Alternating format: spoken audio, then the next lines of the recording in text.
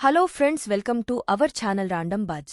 వేణు టాలీవుడ్ ఇండస్ట్రీలో కమెడియన్గా కెరీర్ ప్రారంభించి పలు సినిమాల్లో కమెడియన్గా హీరో ఫ్రెండ్గా నటించి మెప్పించి తనకంటూ ఒక మంచి గుర్తింపుని సంపాదించుకున్నాడు.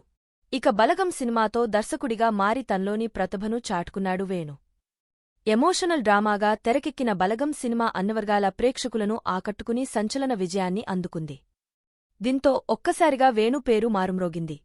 ఇక ప్రస్తుతం వేణు తన తరువాతి సినిమా ఎవరితో తీస్తాడు అని అంత ఎదురు చూస్తుండగా నేచురల్ స్టార్ నానితో సినిమా చేస్తున్నారని, ఈ సినిమాకు ఎల్లమ్మ అనే ఇంట్రెస్టింగ్ టైటిల్ను కూడా పెట్టినట్లు తెలుస్తుంది. ఇక తాజాగా ఓ ఇంటర్వ్యూలో మాట్లాడిన వేణు తన గురించి ఎవరికీ తెలియని విషయాన్ని చెప్పుకొచ్చాడు. ఇక వేణు మాట్లాడుతూ, నాకు మార్షల్ ఆర్ట్స్ అంటే చాలా ఇష్టం. చుట్టూ ఉన్నవారిలో తాను స్పెషల్గా ఉండాలని, అందరూ తనని గుర్తించాలనే ఉద్దేశంతో మార్షల్ ఆర్ట్స్ నేర్చుకున్నా. అంతేకాదు, అందులో 2 సార్లు స్టేట్ ఛాంపియన్షిప్ గెలిచానని చెప్పి అందర్నీ షాక్ అయ్యేలా చేశారు వేణు.